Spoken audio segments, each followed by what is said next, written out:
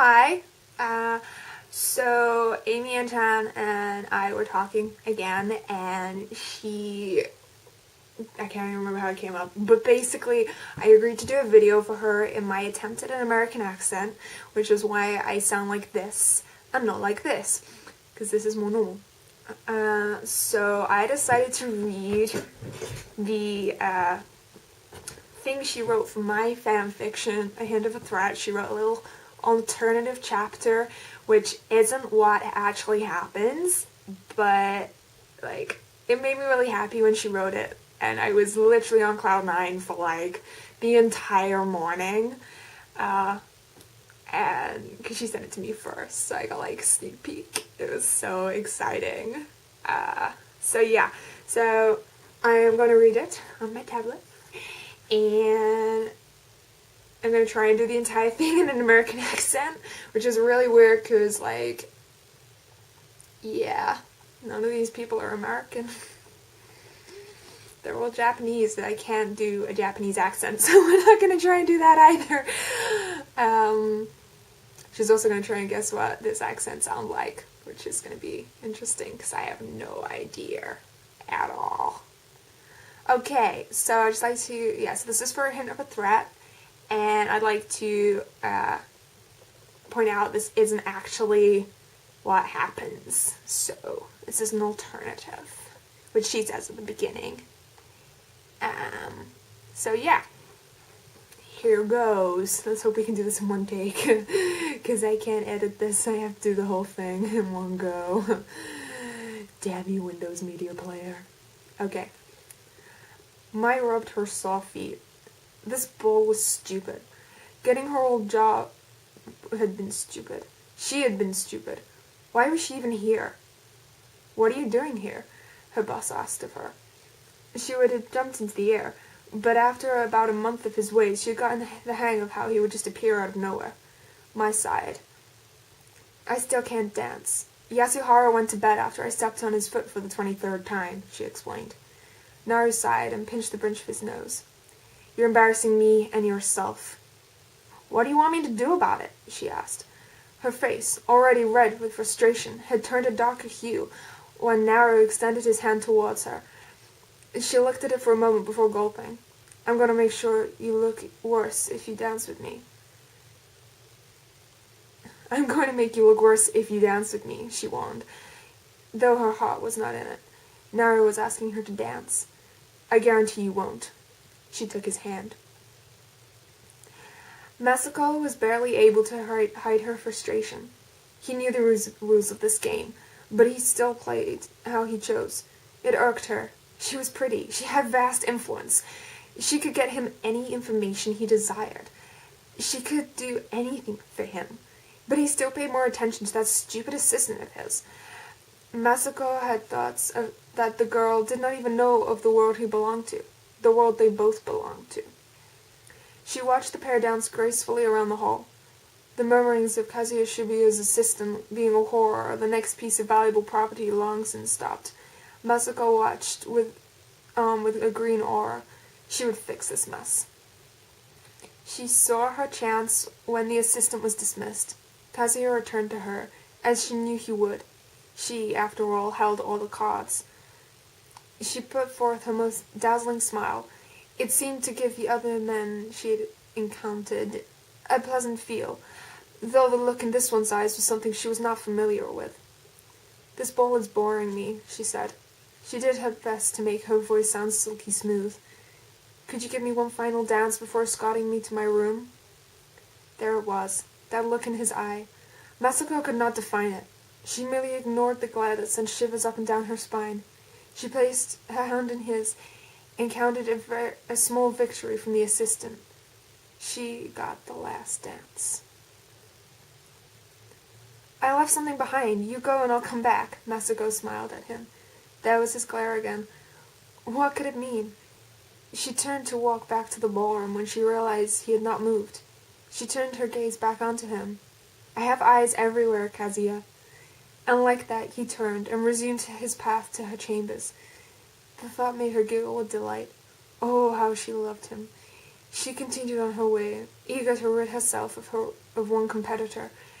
Of course, she could not kill the girl. No, that would end her lovely setup. No, she would merely inform the girl that the man she had danced with earlier that night was a murderer. A murderer that belonged to her. There she was, sitting by the fountain. How cliched. How horrible. Masako had thought the girl would be more alert given the nature of this function. I know you don't have any weapons. They patted us down when we came in, the girl answered. Masako hid her surprise very well. For all you know, I could have meant to poison you, or send someone after you, Masako returned. I know of a very talented assassin, loyal, strong, swift, merciless. Must not be anyone I know, the girl replied. Masako smirked. Oh, I think you do. He's got black hair and creamy white skin. He's got blue eyes and a graceful posture. You danced with a murderer earlier tonight. I know. Masako stopped. She knew? This girl knew? How did she know? What did she know? How much did she know? Why was damage control never implemented on this girl? Why does she know? Who are you? She spat. My Taniyama? That gave her a name. Well, Taniyama-san, I will say this once and only once. The man you know as Kazuya Shibira is mine. He loves me and I love him, so stay away from him. Can't do that. He's the boss. How is this girl so calm? I will have you killed. Okay. Masako blinked. This was not the reaction she was going for. This was not part of the plan. Her fist curled in on itself. Why was she not scared? Why did she not plead? Why did she sit there and look so calm? Harrison, what would you say love is? She asked. I do not have to answer you. If you're going to kill me later, you may as well answer. I'm never going to get anywhere with him anyways. Masako blinked. This girl was already defeated? She let out a chuckle. She had already won. I know rub in her victory.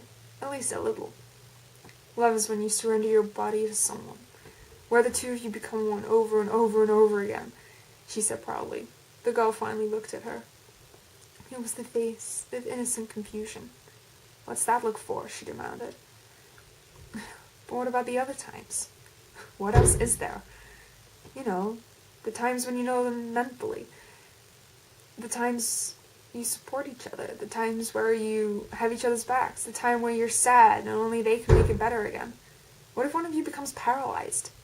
Nonsense, Masako attempted to wave the notion away. You're just a child after all. So, what's hate? Hate is the emotion that's a precursor to paying someone to kill the one that is hated, or doing it yourself. A feeling I have towards you. I see. Mai said. Masako was having fun with this. This girl had the feeling of one so utterly defeated. It was grand. She was the victorious one. She had him. Do you even know when someone hates you? Do you ever know when someone hates you? She asked. Masako resisted the urge to nod. She let the girl flounder for answers. Maybe she would see that Kazuya probably hated her for intervening on his time with herself. Perhaps he would look at her with those same angry-filled eyes that she always looked at her with. So, you know, when someone hates you, then you can... Harrison? Masako was no longer listening. Her mind was going backwards to only a few moments before, when that man had pinned her with a look that had her whole body trembled. She thought that it was normal for love, for your hands to be sweaty and your palms to be clammy, to have your heart be at an inhumane pace, and for your breathing to become shallow, to always be uneasy and never feel safe. That was love. Love was surrendering one's body to another. Right? Right? She turned and made her way back to her room, ignoring the feeble calls of the feeble, defeated assistant. She had to know.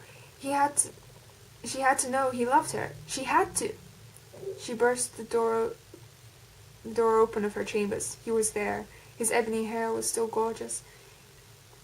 His skin was still white as cream. His posture was still graceful, so much that her heart beat faster than it did before.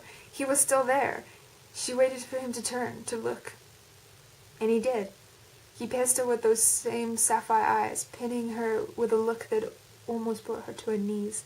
Her breath caught in her throat, and she felt her foot slide backwards, out of the door, out of her own room. She was being childish.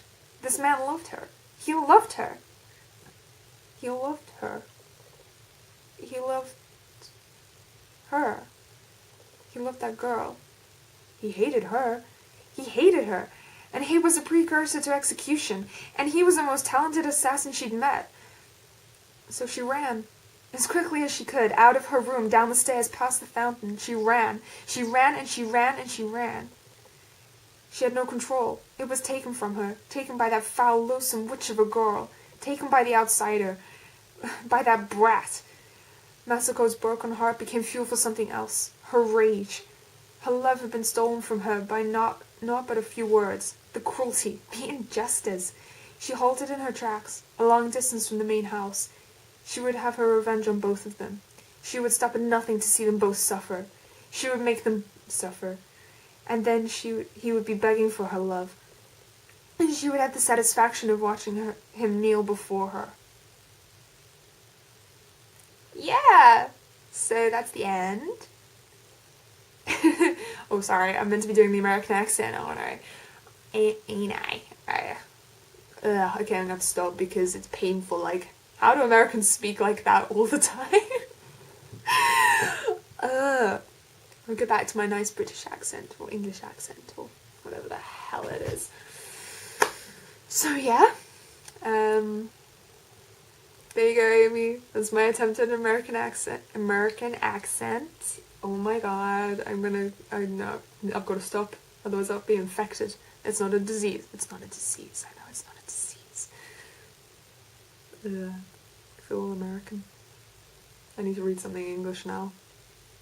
I will now probably spend the next like half an hour speaking overly polite British Queen's English. You know, like go a bit OTT on sounding very southern and polite and ladylike to like counter out the American, and then I'll go back to sounding normal. I really stopped talking, so bye. This is so awkward.